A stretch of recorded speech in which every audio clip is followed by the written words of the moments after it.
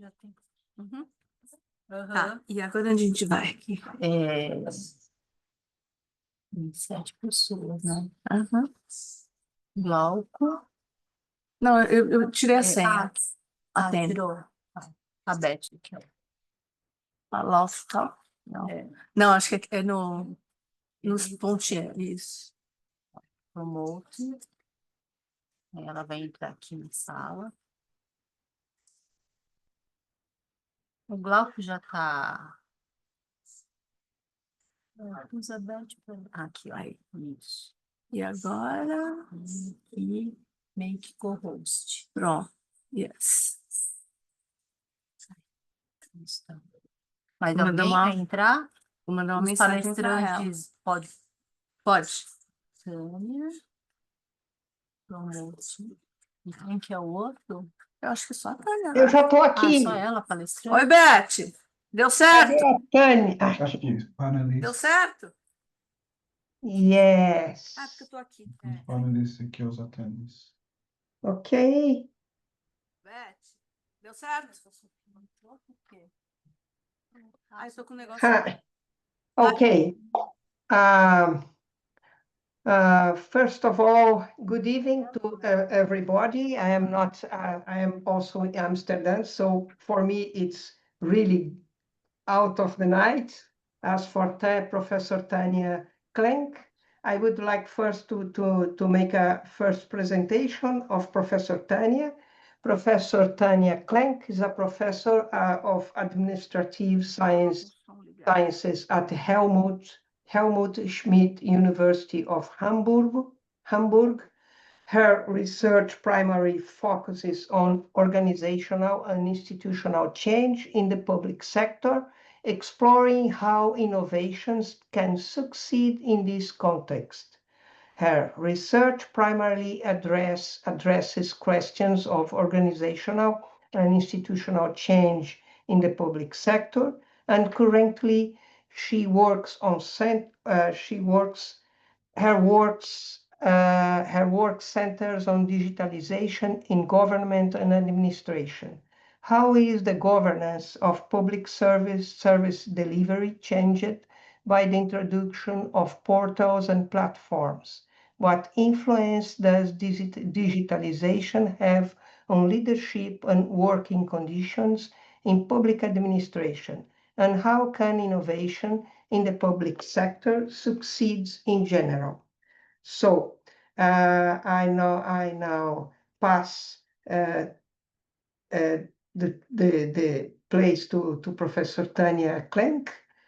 Professor Tanya Klenk, thank you for you being here, and please. Yeah, thank you for this kind invitation, and thank you for this short introduction. I suggested I try to share my screen because I have prepared some slides, and then I can start the lecture. So give me a second to share my screen and bring it into the presentation mode quickly. So where is it? It should be here. Okay. So can everybody see my screen? Yes. Yes. Perfect. Okay.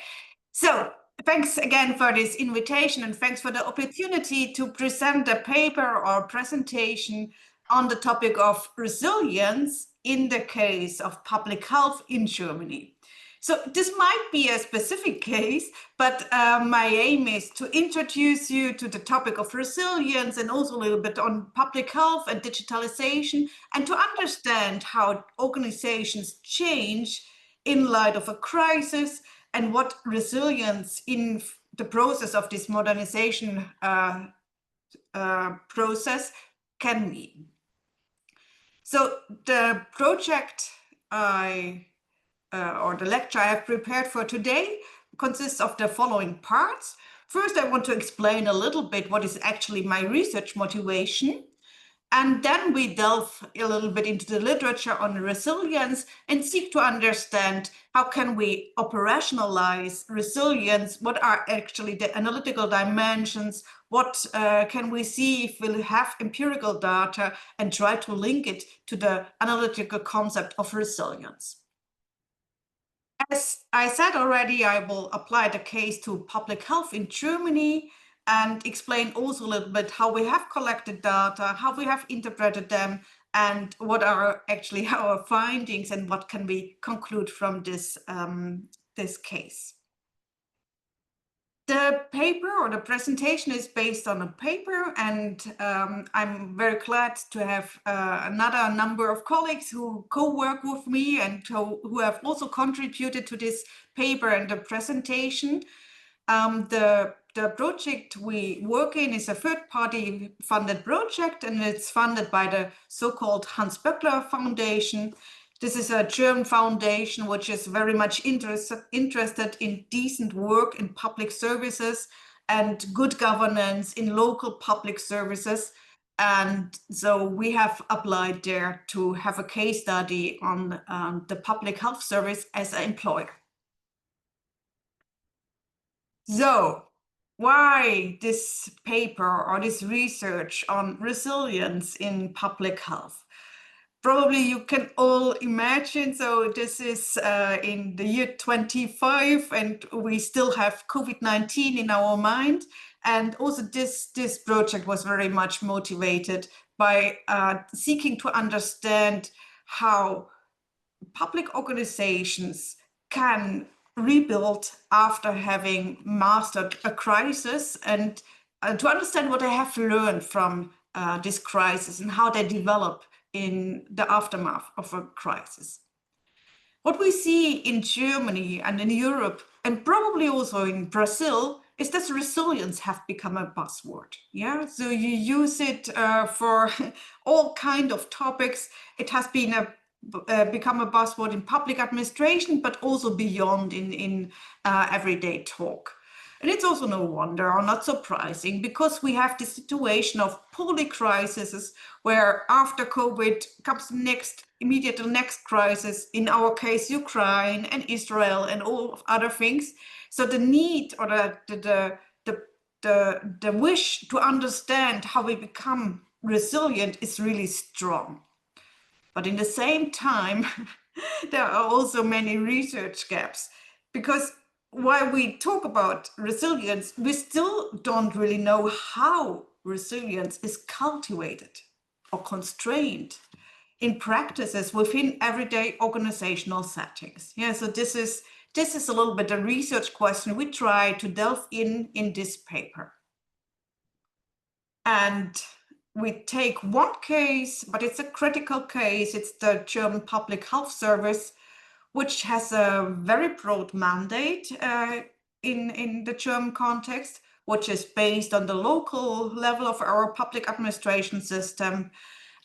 But that has, even though this has this broad mandate, a long story of neglect. So in terms of resources and in terms of public attention, there was nothing before COVID-19 hit our country. But before going to the empirical findings and the context of the case, let's start with some warm-up questions. So I'm not sure if this is common or not, just give me a sign. But if you are used to talk in this lecture also, I would be glad just to know where you are in terms of knowledge. So I don't expect anything. But if you have any ideas about resilience, ideas or concepts that you do associate with the term resilience, just give me a sign, and you can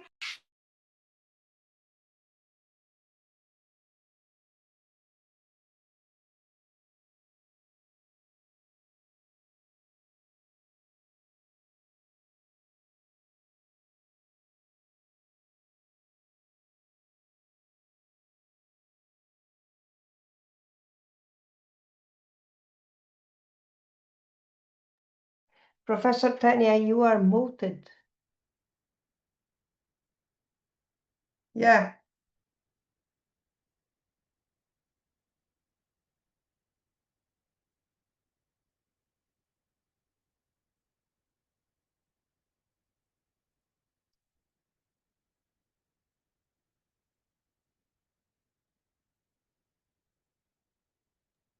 Okay, sorry. I hope you got most of my speech and I wasn't muted the whole time. No, it's No. just on this On this, on slide. this. Okay. Okay. Mhm. So okay, probably I assume that at the moment you don't know that much about resilience or are a little bit hesitating to come up with a first idea or association. So, but again, if anybody wants to say just one word on resilience, you can come for. So if not, then I continue. Okay. Perhaps it's too challenging with interaction in this setting. So, okay, let's start from scratch. So where does this term come from? I bring you back in the 1970s. This was already the time where we started to think about resilience. And one of the many origins or roots of these terms go into, not into public administration literature, but go back to the biological literature, ecologist literature. And one author is Holling, who has come up with the idea of system thinking. So he has challenged the idea that systems always strive for a stable equilibrium. Yeah, instead of having this idea of stability, he has introduced the idea that systems are complex. They are complex because they consist of different sub-elements. And what makes a system specific is the interconnection between the different elements. Yeah. And these elements in these complex systems, they are, as said, not stable, but they change, they adapt, yeah, they move around and develop.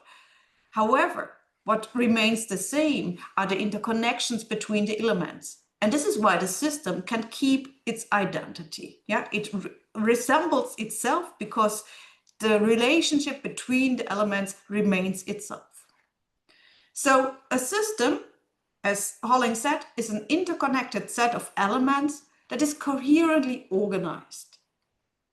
And resilience then means the persistence of relationship within the system.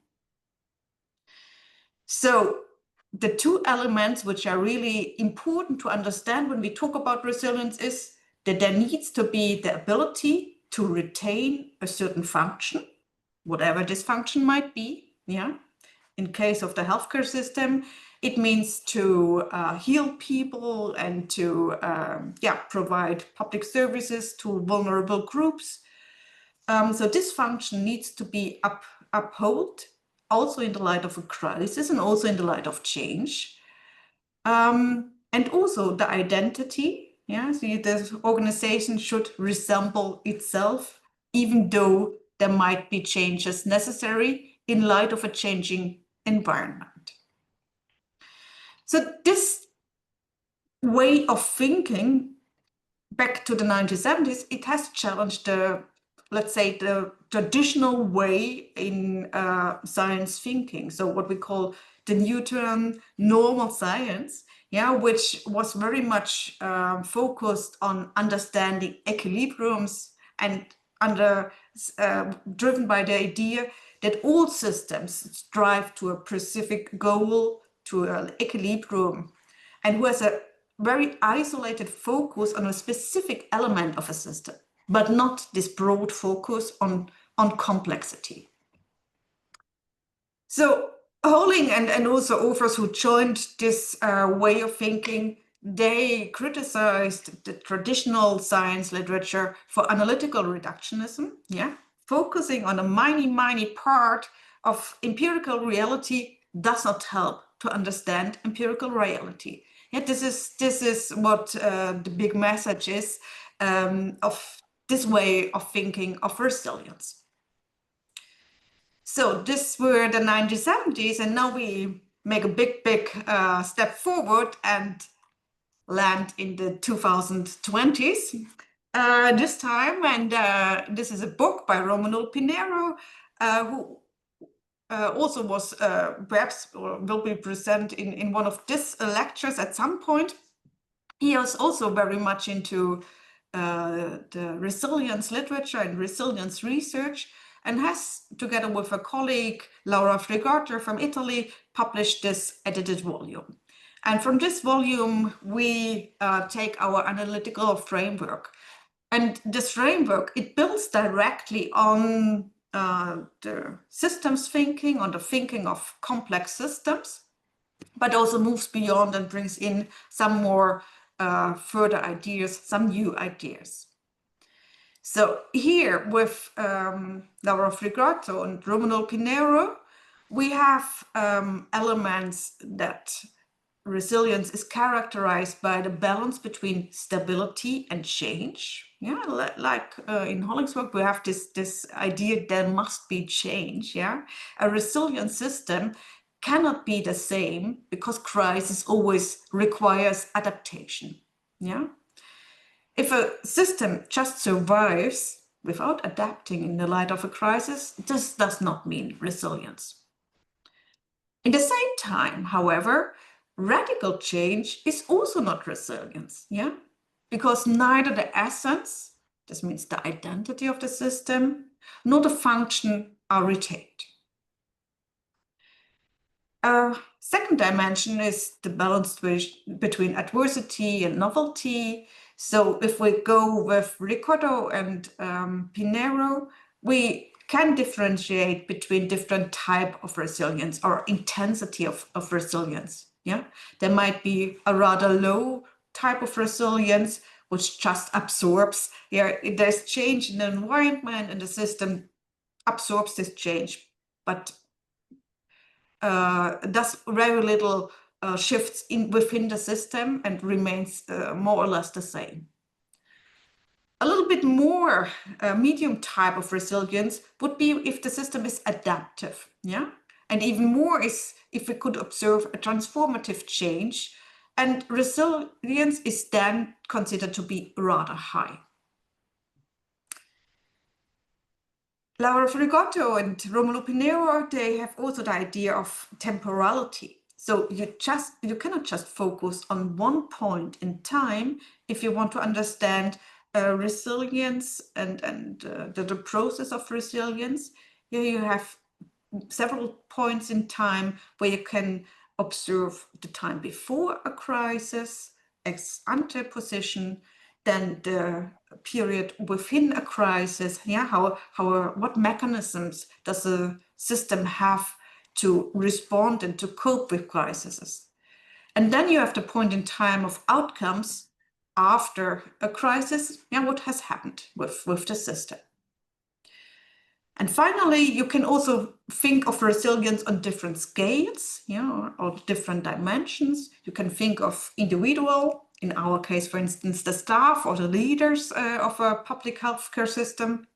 You can think of organizations, or you can think of the whole system, which might be a state, a nation, or a policy field. So the bigger thing, the bigger environment this organization is embedded in.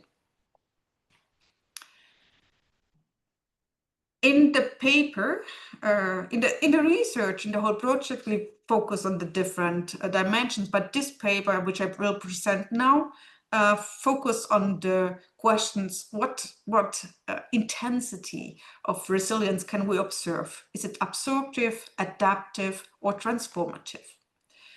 And we have a little bit further developed and tried to flesh out what does this actually mean? Yeah, if you talk about absorptive resilience. So if we use this term, then we mean that the system that is hit by a crisis just bounces back. Yeah, there's the crisis, and the system, the organization, the public health authority just bounces back and try to be stable. Yeah. And as we have learned with Hollingworth and also Frigoto and Pinero, if just bouncing back without learning, without adapting, if just absorptive movements or behavior can be observed, this means a rather low type of resilience. Resilience is more, yeah, or more visible if we see learning while core functions are maintained. And a high degree of resilience can be seen when a system transforms itself, yeah, really adapts to a changed environment, when institutions are reconfigured, when new roles are introduced, etc. Yeah. These are not black-white cases. This is not discrete measurements. Yeah, we need to think of continuums. And it could also be the case that an organization, for instance, goes very far forward moving in terms of resilience in one dimension, for instance, in digitalizing the system, but lags behind in other parts of an organization. For instance, when we think of leadership roles or qualification of staff and learning at a staffing level. So keep this figure in mind. I will come to it back to it later. Now let's have a look on public healthcare in Germany, and I go directly to the next slide because this was, again, I wanted to ask you. So public health in Germany. So if we use the vision of this part of the healthcare system in Germany, we can say this is a quote from a sort of mission statement. We can say that this part of our health system has the responsibility for the health of the population. Yeah, it's not health to the individual citizen. This is different than we talk about hospitals and ambulant care. But here we talk about health to the whole population, which is an integral part or integral component of the modern welfare state, because it's really close to the citizens. And we have it integrated in our local government structures, in our municipal structures. If we think of the healthcare system as a whole, we call it the third pillar, yeah? And it's the last pillar, actually. The first one is the outpatient care, then we do have the hospital sector, and then as a third pillar, we have this public health, population-centered system, which is based in our local public administration systems. We are not that big that Brazil, but we do have quite a number of authorities, slightly over 400. And if you count them very strictly on the local level, then there are around about 380 public health authorities. And we have all of them, or nearly all of them, in our study.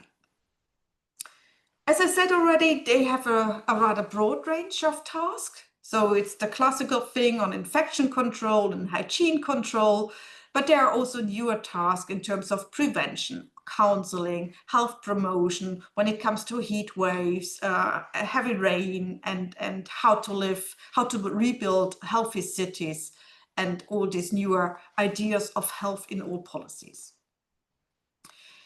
While the tasks are rather broad and go also into classical topics of public administration, how to organize schools, how to organize city planning, we see that the understanding of leadership still comes very much from the medical profession, and it's I think still equated with medical expertise, which is required to be the leader of a public health authority, which is not wrong actually, but perhaps might not be enough to have a modern leadership idea of a public health service authority with a rather broad mandate.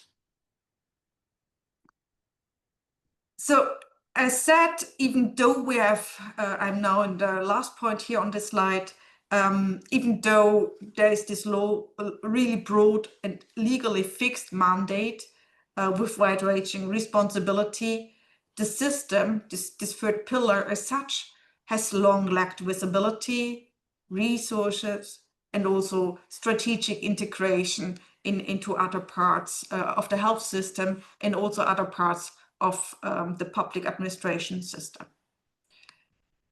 This all changed in light of the COVID-19 pandemic, when most of us realized, probably the first time, that there is such a system like a public health system, because usually in everyday life as an individual, you don't get in touch with the system, with this public health system.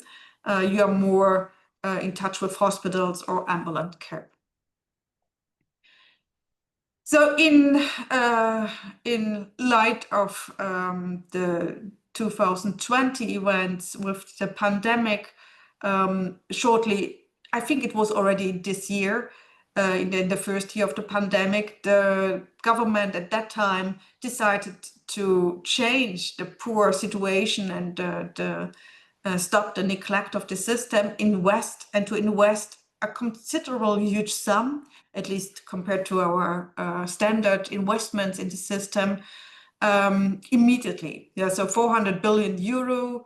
It was a huge package. It was just thrown over the system, yeah, in order to strengthen the system.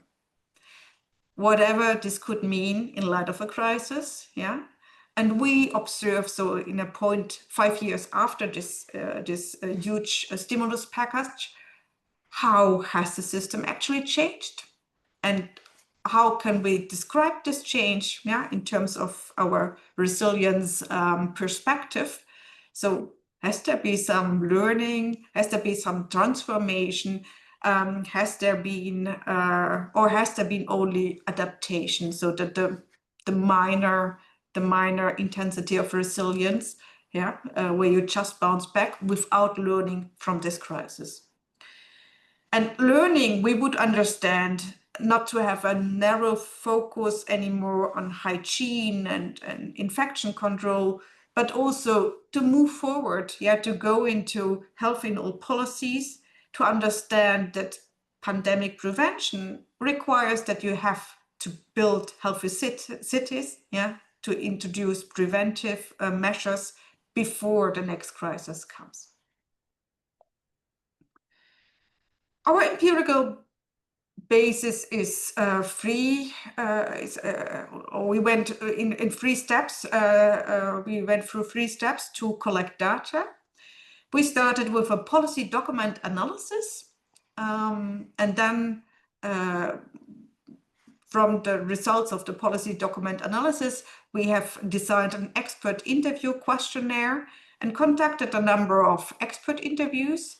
This was now a year ago, with ministerial officials, with members from boards of the public health system, federal associations, staff council representatives, etc. So we try to make sure that we have really a mix of perspective on the system and not only talk with really experts, but also with people who look from outside on the system.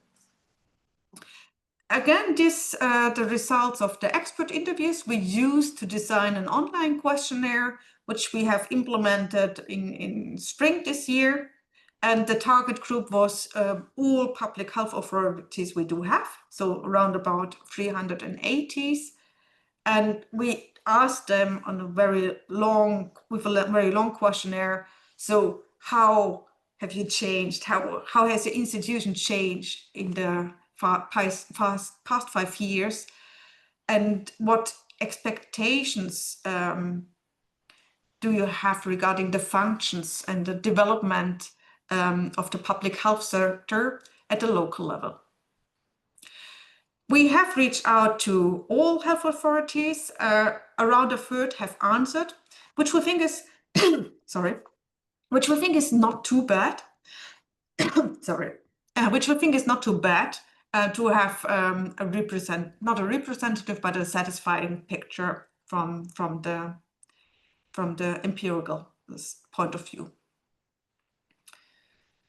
Okay, so but before coming to the findings, let me explain you how we have in our questionnaire actually operationalized resilience. So because this is still a broad term, even though I have already explained, we need to think in processes. Yeah, we need to think in types of resilience, in considering the degree of change, and so forth. Yeah, you still need to break the concept down to smaller parts of questions which the respondees and the interviewees can digest and can come up with an answer. And in this particular paper now, we have included 3 questions, which we think give a sign and also an understanding how people and leaders in light or in the aftermath of a crisis try or try not to develop their organization. Yeah.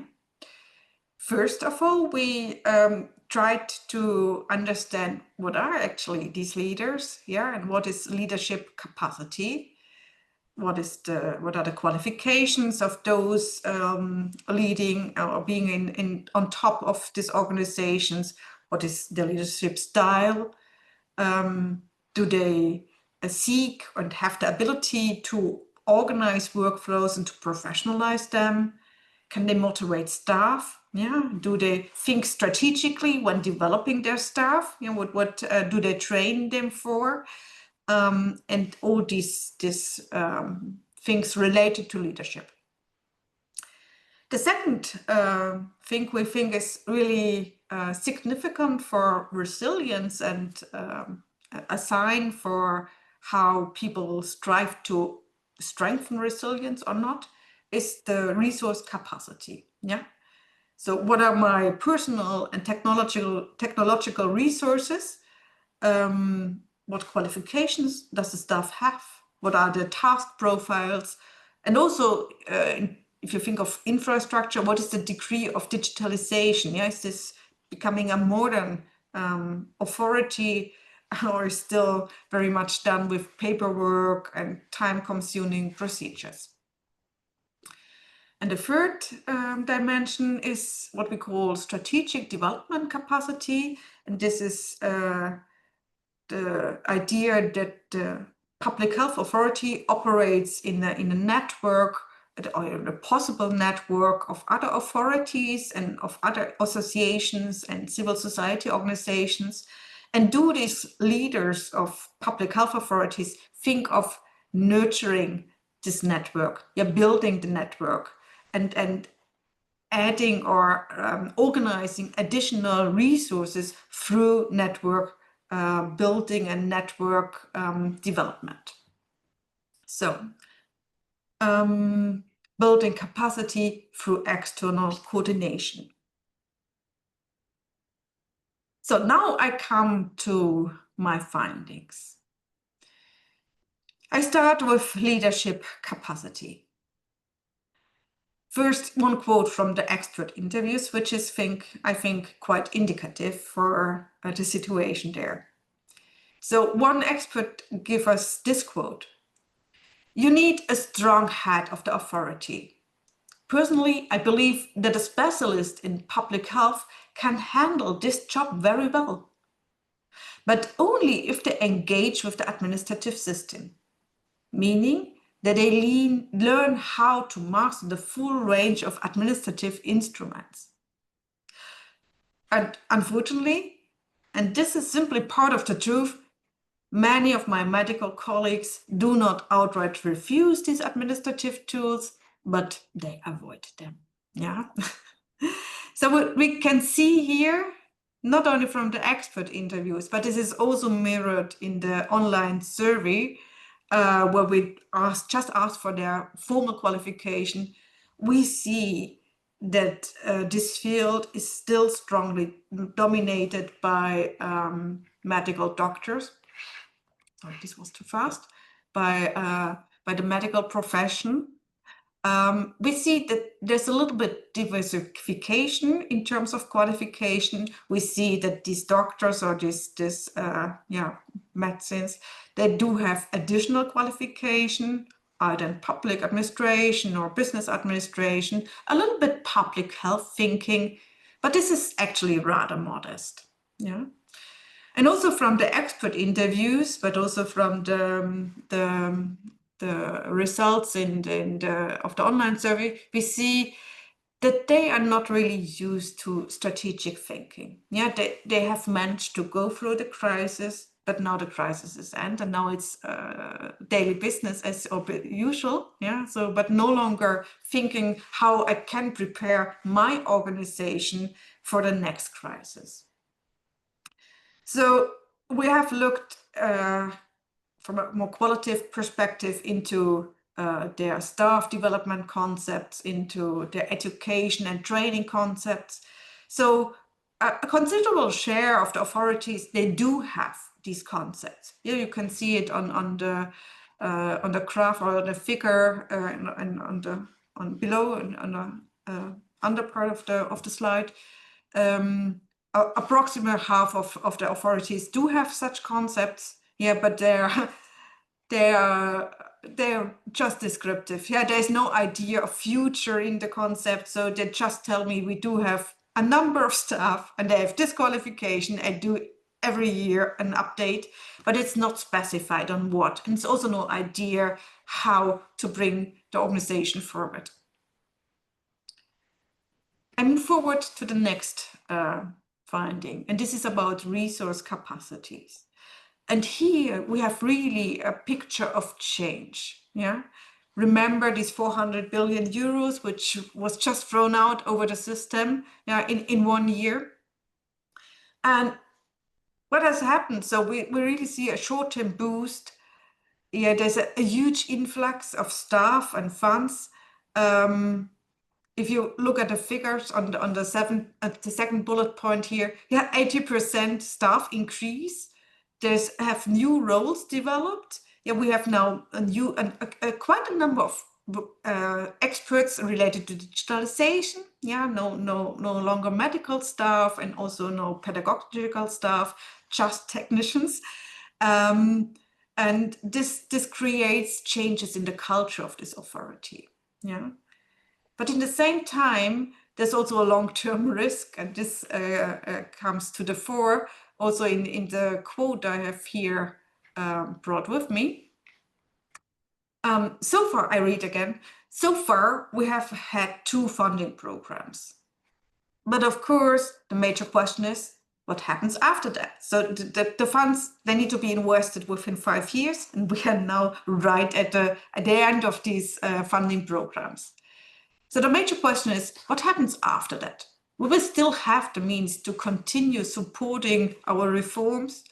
Or will a good model simply come to an end because we don't longer have a way to sustain it? We need to ensure that funds are also a way of thinking about some form from a long-term perspective, continuation. That's always the problem with project-based funding. Sustainability often fails to follow. And we do not have the full picture because the funds are still running, but again, it's quite unsecure if the authorities can maintain this huge influx of staff. And an increase in staffing levels for 80% is really massive. Yeah, and if you lose this again, you can imagine what this means for the resilience of an organization.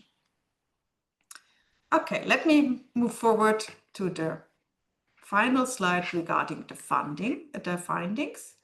So this is capacities for the strategic organizational development. And again, this is our observation how the public health authority is set in the network of other authorities and civil society organizations. Yeah, is there a network, a supportive network, increasing, developed, and developing? We see very clearly that in some regions of our country and some local communities, these networks evolve, yeah? But it really depends on actors and their engagement and their personal motivation. Yeah, it's not a structural reform. It's not a thing which remains or is stable, even if a leader changed the position. Yeah, if the leader changed the positions, the network will break down. It's all based on actors' motivation and actors' skills. So really depends on the head of the department, so the leader of the public health authority. But in the same time, you need also to have the support of the mayor or the local parties in the local government setting. Yeah, you need backing from the political sphere. If that's there, the recognition within the local administration is actually rather good. Yeah. But you need a politician who has at least some affinity for health-related topics.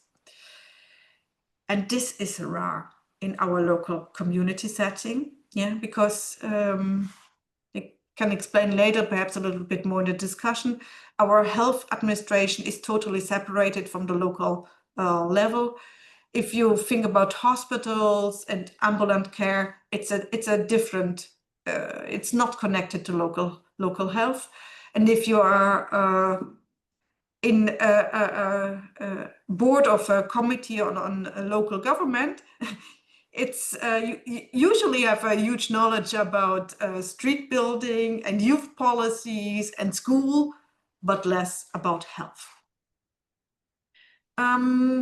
So even though, but I need to stress that there are 62% of the respondents have answered that they collaborative regularly with cross-sectional units within the municipality.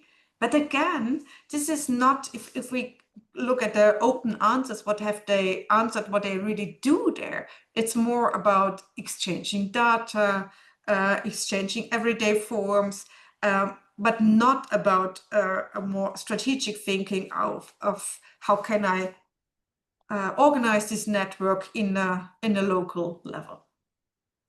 So let's conclude. So what can we see? And I try to bring you back to our resilience framework and think again of the idea that there might be different types of resilience depending on the intensity or the degree of change. And we see here that the different dimensions of an organization or the different elements of an organization, that they move with a different pace or with a different intensity.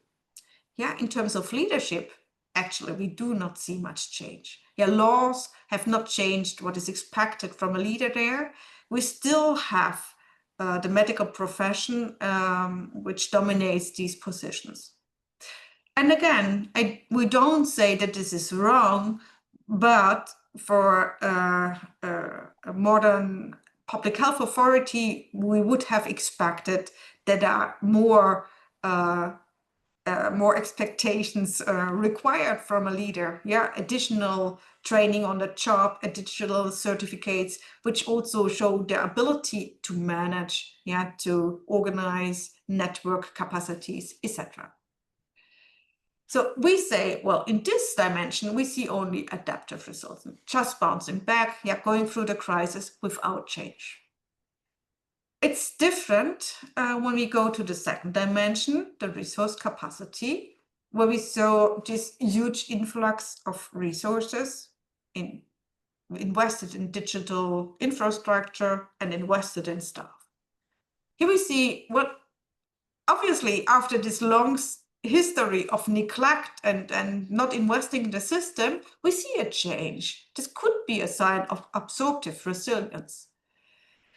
But in the same time, we need to keep in mind that that there might be, and probably very sure is, a sustainability issue here, that this huge influx of resources won't be there for a long time, but might come to an end already end of this year after a 5-year period.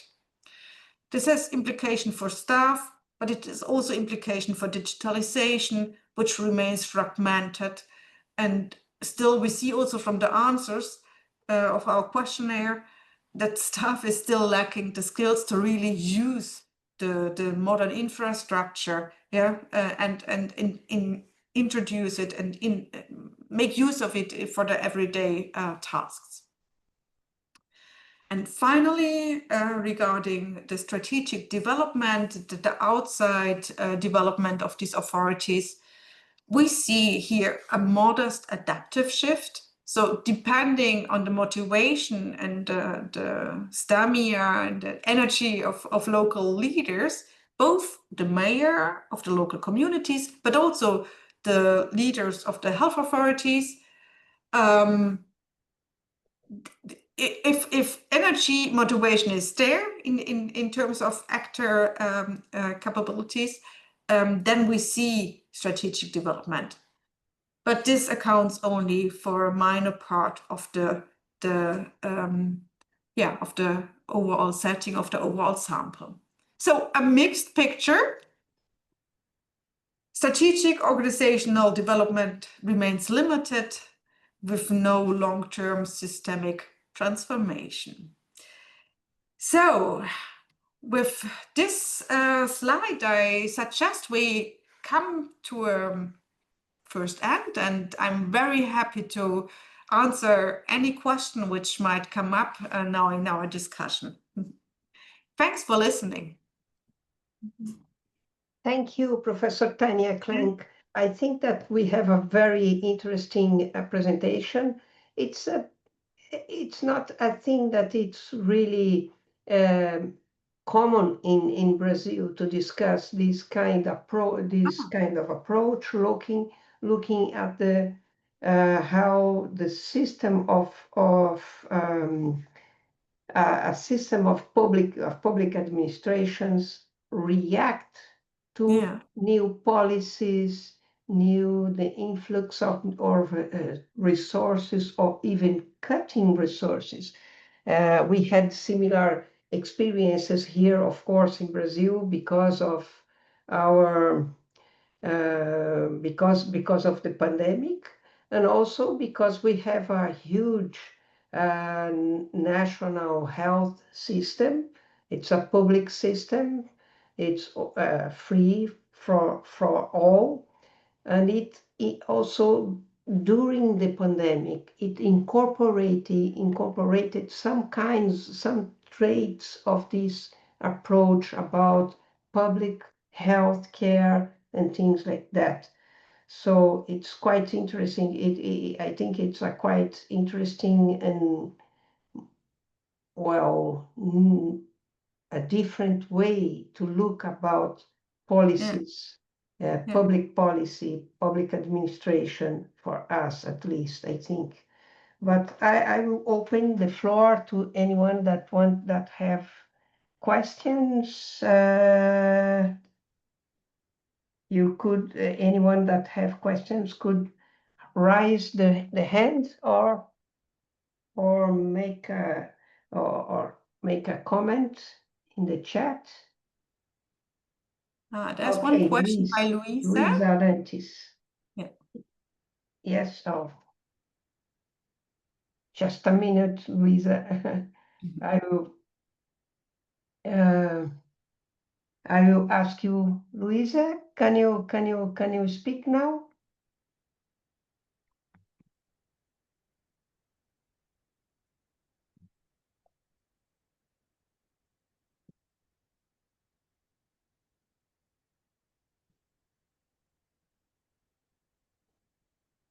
Or if anyone want to write the questions, you can use the chat here.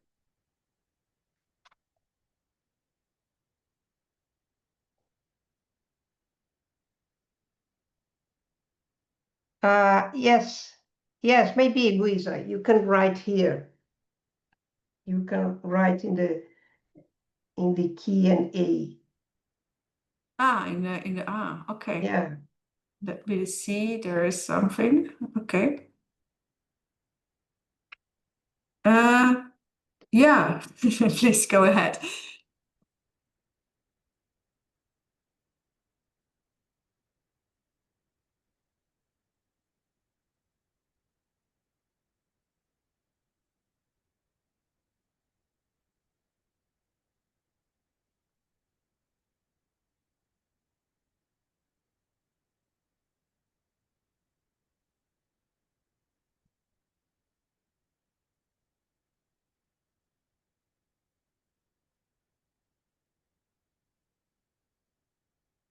Luisa, you can use the chat for the question.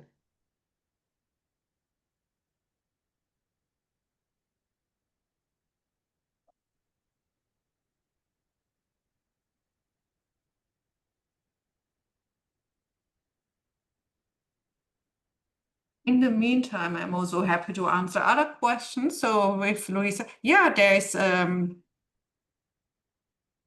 was one question, but the hand is again down. So there's no wrong question. Actually, you could also ask very basic questions about public health in Germany or health in Germany, or also resilience as a concept, whatever, or compare it to your situation. So I'm also very happy to learn something about Brazil.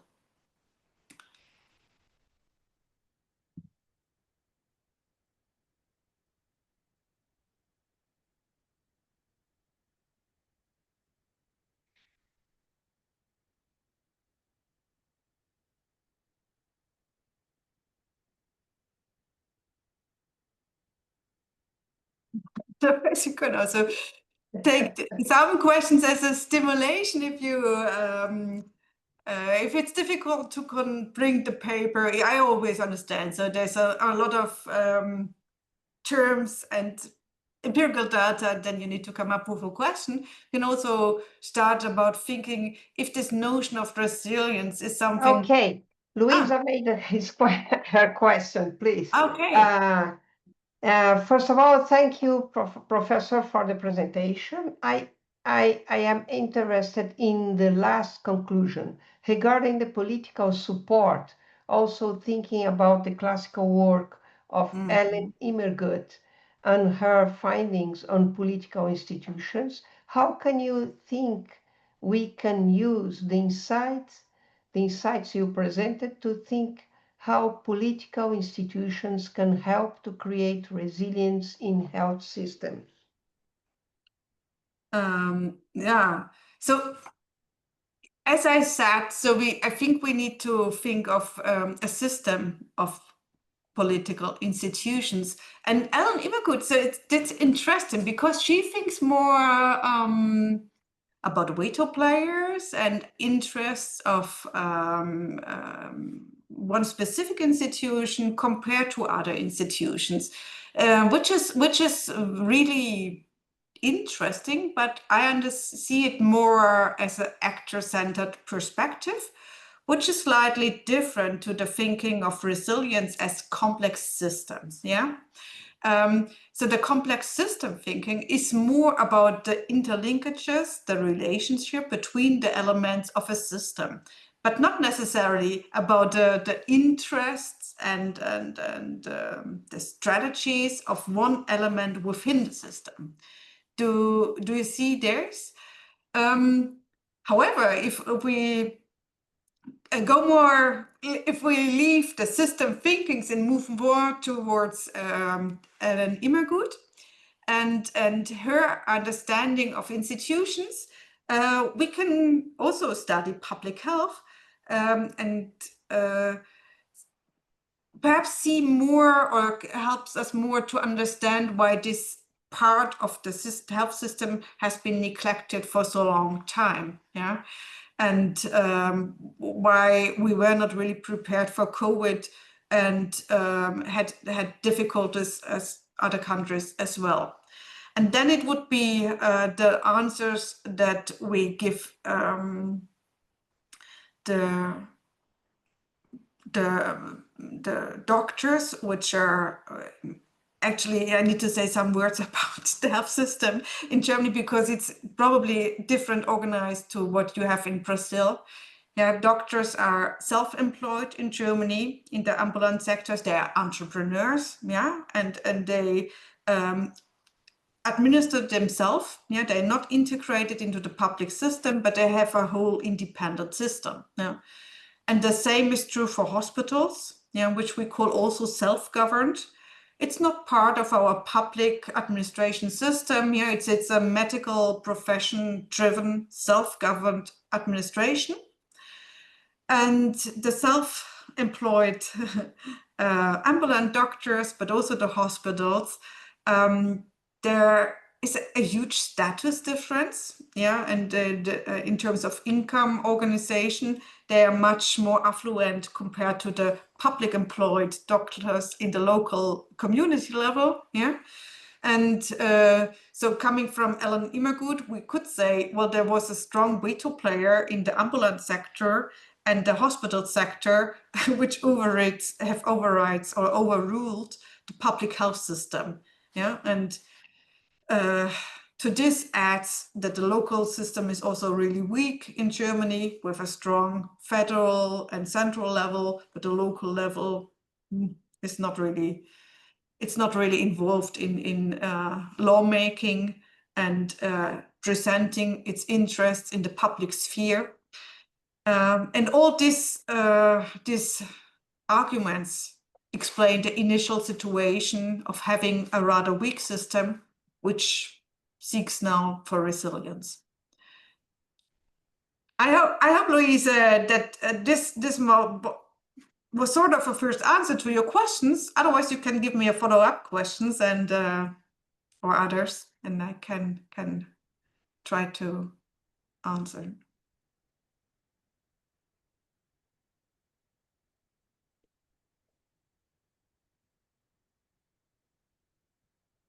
Yeah, there's Yeah. Oh, okay. Okay. Mhm. Is there any other question?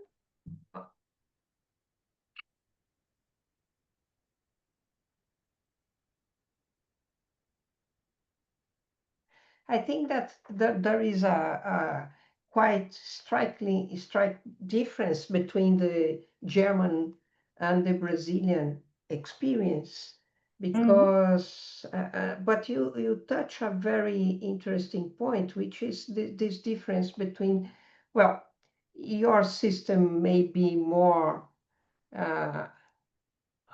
reorganized by the new public management. That's why you have this self-employed people Yeah.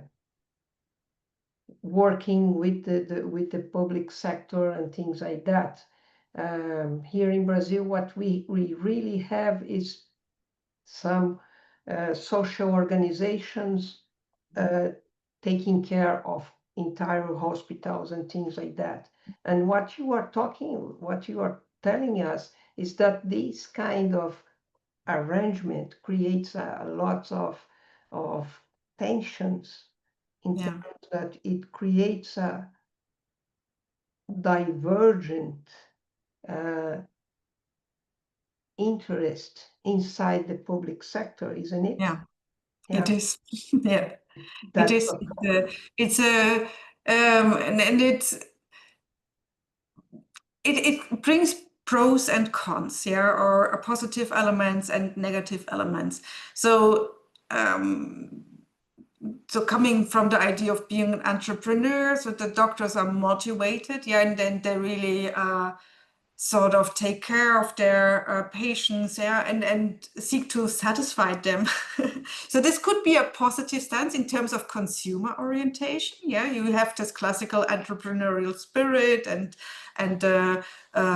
taking seriously the customer needs. Yeah, explicitly say customer because it's this type of relationship. On the one hand, yeah, in the other hand, they provide a public service, yeah, healthcare, and are remunerated by public funds. Yeah, it's not tax-based. We have a different contribution-based system, which is separated from the general budget of our government. But nonetheless, it's a sort of public fund, and people are forced or expected, obliged to pay into the system. And you see immediately, so if you are customer oriented and want to satisfy the customer, you probably give them sometimes more what probably would not have been necessary in terms of just healing people, no, or increasing their health situation. And we are a comparatively rich country, but nonetheless, yeah, so our system is highly expensive. So it's as expensive as the US system, and the quality is not that satisfying. Yeah, if you look at the mortality rates and also the classical measures, so how long do you need to recover from certain operations and measures? So the quality indicators are really poor if you compare them to the amount of money we invest or spend for the system. Yeah, and you see immediately the trade-off of having these entrepreneurs in the system, yeah, and not having really a public. It's highly regulated, but not in terms of spending. Yeah, so and we are working on that. This creates tensions because we invest also a lot in some parts of the health system, but for instance, not in the public health system, yeah, except for this crisis situation, even though we all feel that having a healthy city would actually help everybody, yeah. And this is one of the debates we have here and how we can solve it. But first we have to get rid of the veto players of the medical profession or their say in the political system if we want to change the situation. Yeah, we have always it is the professionals that are the vetoes, the veto players, isn't it? We have the same situation here, for example, in higher education, where the real academic system plays a real veto a veto player role in shaping the public education in Brazil. Yeah. Okay, is there any other questions?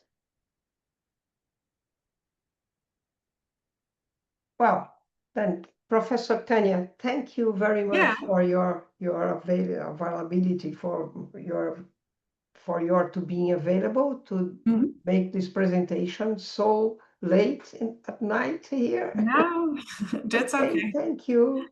Yes, thank you again for giving me. I am sure that it is quite interesting for all the students. It will raise some questions ahead in our discussions here. Thank you to all. Thank you, and enjoy the day, and was very happy to have the opportunity to present here our results. Thanks. Okay, thank you. Bye. Bye.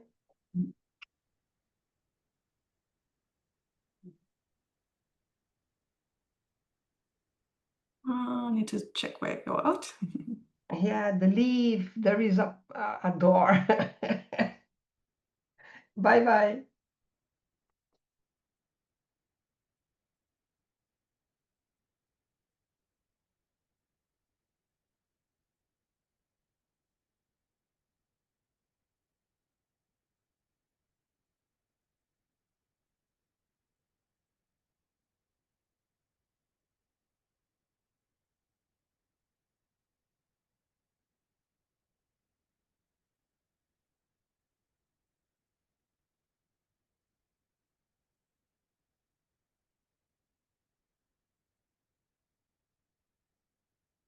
Beth, acabou?